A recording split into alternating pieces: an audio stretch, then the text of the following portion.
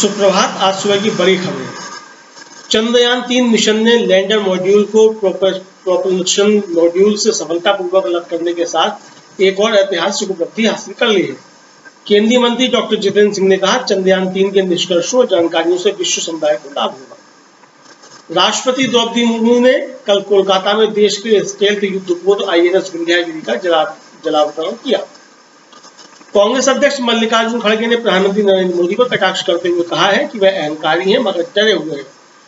श्री खड़गे ने श्री मोदी के खुद को गरीब आदमी का बेटा होने के दावे को लेकर भी उन पर तंज कसा और कहा, अगर हर कोई आपकी तरह गरीब होता और 10 लाख रुपए का सूट पहनता तो भारत एक महान और समृद्ध देश होता। लोकसभा चुनाव से पहले कांग्रेस ने उत्तर प्रदेश में बड़ा फेरबदल किया है। पूर्व विधायक अजय राय को उत्तर प्रदेश कांग्रेस का अध्यक्ष बनाया गया है। वह 2 बार वाराणसी से नरेंद्र मोदी के खिलाफ लोकसभा का चुनाव लड़ चुके हैं। सुप्रीम कोर्ट बिहार में जाति आधारित सर्वेक्षण को चुनौती देने वाली याचिकाओं पर आज सुनवाई करेगा। ये याचिकाएं पटना उच्च न्यायालय के आदेश के खिलाफ दायर की गई हैं। समाजवादी पार्टी के राष्ट्रीय महासचिव शिवपाल सिंह यादव ने कहा है कि भारतीय जनता पार्टी चुनाव जीतने के लिए कानूनी बदलाव कर रही है। कहना है कि केंद्र में भाजपा के नेतृत्व वाली NDA सरकार द्वारा चुनावों को प्रभावित करने के लिए चुनाव प्रबंधन के संबंध में बनाया जा रहा है। भारतीय स्टेट बैंक वर्तमान वित्त वर्ष में देश भर में 300 नई शाखाएं खोलने की योजना बना रहा है। स्टेट बैंक की इस समय देश में 22,405 शाखाएं हैं। बैंक की विदेशों में 235 शाखाएं और कार्यालय काम कर रहे हैं। देश भर में बाढ़ के वास्तविक समय की भविष्यवाणी के लिए केंद्रीय जल आयोग ने मोबाइल ऐप लॉन्च किया है। उत्तर प्रदेश के वाराणसी में युवा 20 शिखर सम्मेलन का औपचारिक उद्घाटन आज होगा। हिमाचल प्रदेश में मूसलाधार बारिश के प्रकोप से लोगों की जाने उनके के अलावा लगभग 10,000 करोड़ रुपए की सरकारी और निजी संपत्तियों को भारी नुकसान पहुंचा है। मुख्यमंत्री सुखविंदर सिंह सुक्खू ने कहा है कि राज्य सरकार पीड़ित परिवारों को हर संभव सहायता प्रदान करने के साथ ही अवरुद्ध सड़कों पर यातायात बहाल करने के लिए 24 घंटे काम में जुटी हुई है।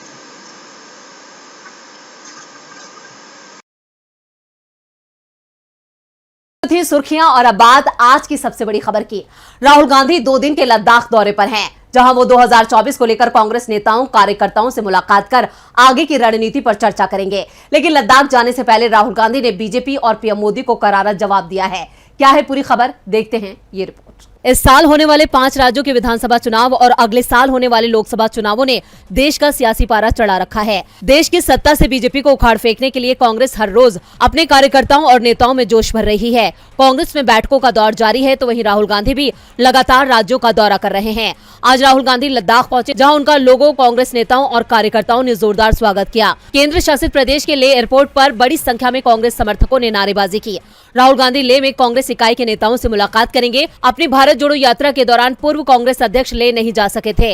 उन्होंने लोकसभा में अविश्वास पर अपने भाषण के दौरान कहा था कि वो जल्द ही लेह का दौरा करेंगे। इससे पहले आज राहुल गांधी ने दिल्ली में नेहरू मेमोरियल संग्रहालय और पुस्तकालय का नाम बदलकर प्रधानमंत्री स्मारक संग्रहालय और पुस्तकालय करने के विवाद पर बात की। उन्होंने कहा कि उनके परदादा जवाहरलाल नेहरू को उनके काम के लिए जाना जाता है, न कि उनके नाम के लिए। उन्होंने अपने वक्त में जो काम किए हैं उनको लेकर उन्हें आज भी याद किया जाता है। Nehru Memorial name got changed, sir. What do you have to say on that, sir? Nehru ji की पहचान उनके कर्म, उनका नाम है। मोदी सरकार ने सोमवार को आधिकारिक तौर पर नेहरू मेमोरियल संग्रहालय और पुस्तकालय का नाम बदलकर प्रधानमंत्री संग्रहालय और पुस्तकालय कर दिया। इस पर कांग्रेस नेता जयराम रमेश ने बुधवार को कहा कि प्रधानमंत्री नरेंद्र मोदी देश की स्वतंत्रता संग्राम में जवाहरलाल नेहरू के महान योगदान को कभी नहीं छीन सकते। राहुल गांधी के एक्शन से बीजेपी की चिंता और बढ़ गई है। चिंता तो बीजेपी की 2024 को लेकर आए सर्वे ने भी बढ़ा दी है। इस सर्वे में खुलासा किया गया है कि NDA और इंडिया गठबंधन को वोट शेयर और सीटों में ज्यादा अंतर नहीं है। इंडिया गठबंधन तेजी के साथ NDA पर बढ़त बनाता दिख रहा है। देखते हैं ये रिपोर्ट। 5 राज्यों के विधानसभा चुनाव से पहले बीजेपी चिंता में दिख रही है। पार्टी के दिग्गज नेता लगातार बैठक कर रहे हैं, लेकिन जनता की नाराजगी को दूर करने का कोई रास्ता नहीं दिख रहा है। जिन राज्यों में चुनाव है उनमें राजस्थान और छत्तीसगढ़ में कांग्रेस की सरकार है। वहीं मध्य प्रदेश में बीजेपी की छीनी हुई सरकार है, क्योंकि सत्ता कांग्रेस को मिली थी, लेकिन दल बदल कराकर बीजेपी ने अपनी सरकार बना ली। मिजोरम में MNF तो तेलंगाना में TRS सत्ता में है। यानी जिन राज्यों में चुनाव है वहाँ पहले ही कांग्रेस भारी दिख रही है। कांग्रेस की इस मजबूती से बीजेपी डरी दिखाई दे रही है। मिजोरम में तो बीजेपी को शून्य पर सिमटने का डर लग रहा है। मध्य प्रदेश में शिवराज सिंह चौहान की सरकार पर भ्रष्टाचार, आदिवासी, दलित और महिला उत्पीड़न के कई आरोप लगे हैं। ज्योतिरादित्य सिंधिया के कारण भी बीजेपी के पुराने नेता नाराज दिख रहे हैं। पार्टी में बगावत के हालात हैं, ऐसे में सत्ता फिसलती दिख रही है। तेलंगाना में बीआरएस और कांग्रेस के बीच मुकाबला माना जा रहा है। बीजेपी पिछड़ती जा रही है तो राजस्थान में पार्टी की अंदरूनी गुटबाजी ने उसकी संभावनाओं को बेहद कमजोर कर दिया है। राजेश पायलट का अपमान भी बीजेपी पर भारी पड़ सकता है, जबकि छत्तीसगढ़ में पहले से मजबूत कांग्रेस के सामने बीजेपी लाचार दिख रही है। इधर लोकसभा चुनाव के लिए बीजेपी के लिए अच्छी खबर नहीं है। हाल ही में एक नेशनल टीवी चैनल के सर्वे में 65% लोगों ने इंडिया की सरकार बनने का दावा किया है। केवल 35% लोग एनडीए के साथ दिखे। वहीं दूसरे चैनल ने एनडीए को 42.60% वोट तो इंडिया को 40.20% वोट मिलने का अनुमान बताया है। 2019 में एनडीए को 45% और यूपीए को 30% वोट मिले थे और ये स्थिति तब है जब इंडिया गठबंधन को बने 1 महीना भी नहीं हुआ है और अंतर तेजी से कम हुआ है। और इसी की परेशानी मोदी सरकार के चेहरे पर दिख रही है, क्योंकि बीजेपी को एहसास है कि ये अंतर भी जल्द खत्म होने वाला है। इंडिया गठबंधन की बढ़ती ताकत से बीजेपी अभी से डरी नजर आ रही है। कांग्रेस ने भी बीजेपी के डर में इजाफा कर दिया है। 2024 लोकसभा चुनावों में बीजेपी को मात देने के लिए कांग्रेस नई नई योजनाएं बना रही है। ऐसी ही एक जबरदस्त योजना पर कर्नाटक में काम चल रहा है। क्या है पूरी खबर, देखते हैं ये रिपोर्ट। 2019 के लोकसभा चुनाव में कांग्रेस को राज्य की 28 सीटों में से केवल 1 सीट ही मिली थी, लेकिन इस बार कांग्रेस की प्लानिंग कम से कम 20 सीटें जीतने की है। साथ ही बीजेपी के ऑपरेशन लोटस का तगड़ा जवाब भी कांग्रेस देना चाहती है, जिसके लिए कांग्रेस ने ऑपरेशन हस्त तैयार किया है। हस्त का मतलब हाथ होता है। लोटस बीजेपी का चुनाव चिन्ह है और हाथ कांग्रेस का। तो अब कांग्रेस ऑपरेशन हस्त चलाकर उन नेताओं की घर वापसी में जुटी है जिन्होंने बीजेपी के साथ जाकर राज्य में कांग्रेस की सरकार गिरा दी थी। बीजेपी में जाकर बहुत से नेता पछता रहे थे, तो कांग्रेस अब उन्हें भूल सुधार का मौका दे रही है। बताया जा रहा है कि बीजेपी के पूर्व मंत्री एसटी सोमशेखर और एमटीबी नागराज जल्द ही कांग्रेस में आ सकते हैं। दोनों नेता ऑपरेशन लोटस शुरू करने के बाद बीजेपी में शामिल हो गए थे। यशवंतपुर से मौजूदा बीजेपी विधायक सोमशेखर ने हाल ही में एक सार्वजनिक समारोह में घोषणा की थी कि उप मुख्यमंत्री डीके शिव कुमार उनके गुरु हैं। उन्होंने ये भी कहा था कि उन्होंने राजनीतिक रूप से जो कुछ भी हासिल किया है वो शिव कुमार के आशीर्वाद के कारण है। उनकी टिप्पणी से बीजेपी को शर्मिंदगी उठानी पड़ी थी। पूर्व मंत्री एमटीबी नागराज ने ये कहकर अपनी नाराजगी सार्वजनिक कर दी कि बीजेपी में शामिल होने के बाद से वो चुनाव नहीं जीत पा रहे हैं। इनके अलावा कांग्रेस से बीजेपी में शामिल हुए वरिष्ठ नेता एच विश्वनाथ भी कह चुके हैं कि वो कांग्रेस में वापसी करेंगे। वहीं ऑपरेशन हस्त के बारे में डीके शिव कुमार का कहना है कि कांग्रेस का मुख्य लक्ष्य लोकसभा चुनाव है। उन्होंने कहा कि हमने पार्टी कार्यकर्ताओं को नफरत की राजनीति नहीं करने और पार्टी का वोट शेयर बढ़ाने के निर्देश दिए हैं। साफ है कि अगले साल चुनाव में भी विधानसभा चुनावों की तरह बीजेपी को मात देने की तैयारी कांग्रेस ने कर ली है। महाराष्ट्र की राजनीति में अपनी ताकत का एहसास कराने के लिए आज एनसीपी चीफ शरद पवार ने बीड में एक बड़ी रैली को संबोधित किया। इस रैली में जुटी भीड़ से बीजेपी और भतीजे अजीत पवार के माथे पर शिकन पड़ना लाजमी है। क्या है पूरी खबर, देखते हैं ये report. NCP chief Sharad Pawar ने एक बार फिर मोदी सरकार पर तीखा हमला बोला है। उन्होंने तंज कसते हुए कहा कि आज देश की सत्ता चमत्कारी लोगों के हाथ में है। शासकों की नीति यह है कि कैसे जाति, धर्म और भाषा के आधार पर लोगों के बीच दूरियां बढ़ाई जाएं। शरद पवार ने कहा कि आप जानते हैं कि पेट्रोल डीजल के दाम कहां चले गए हैं। महंगाई की सरकार को चिंता नहीं है, सिर्फ चुनाव की चिंता है। विरोधी दल की सरकार को कैसे गिराना है, इसी में ये लोग लगे रहते हैं। सत्ता के दुरुपयोग से गोवा, महाराष्ट्र, मध्य प्रदेश में सरकारें उखाड़ फेंकी गयी।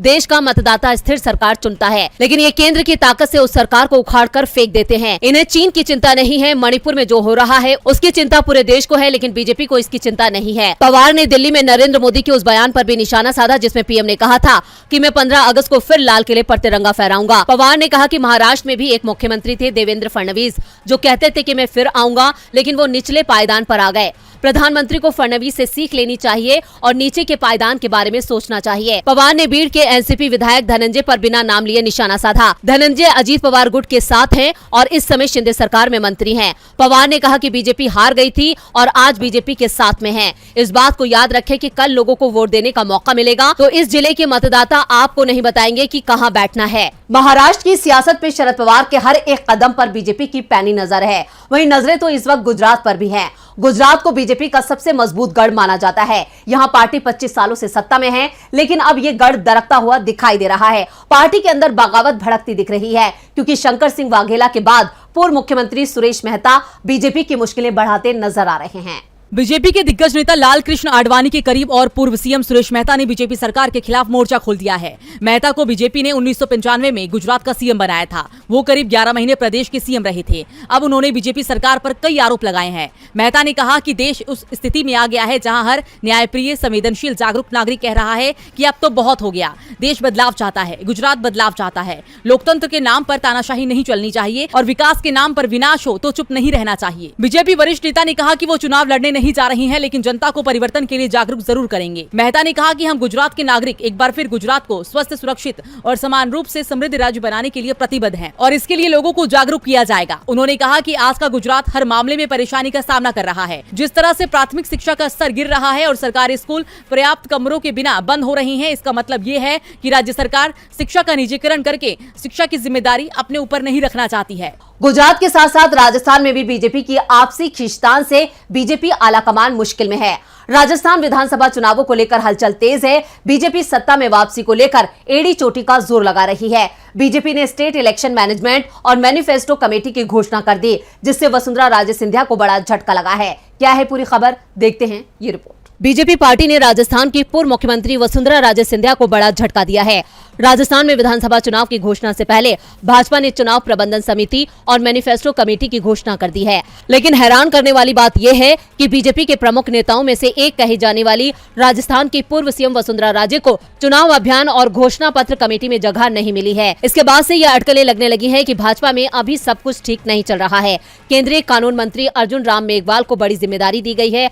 मेघवाल को घोषणा पत्र समिति का संयोजक बनाया गया है। कहा यह भी जा रहा है कि वसुंधरा से किनारा करना पार्टी अध्यक्ष जेपी नड्डा का बड़ा कदम है। बीजेपी अध्यक्ष जेपी नड्डा की तरफ से जारी की गई प्रदेश चुनाव प्रबंधन समिति का संयोजक नारायण पंचारिया को बनाया गया है। पंचारिया प्रदेश उपाध्यक्ष और पूर्व सांसद हैं, तो वहीं बीजेपी की तरफ से पहले ही साफ किया जा चुका है कि इस बार का चुनाव प्रदेश में मोदी के चेहरे पर लड़ा जाएगा। सीएम अशोक गहलोत बीजेपी पर पहले ही कई बार तंज कस चुके हैं कि बीजेपी वसुंधरा राजे की जगह सीधे पीएम के चेहरे पर चुनाव लड़ने जा रही है और ऐसे में घोषणा पत्र में वसुंधरा राजे सिंधिया को जगह न देना बीजेपी की कार्यशैली पर सवाल उठाता है। वहीं देखना यह भी दिलचस्प होगा कि कांग्रेस की तरफ से अब क्या प्रतिक्रिया सामने आती है।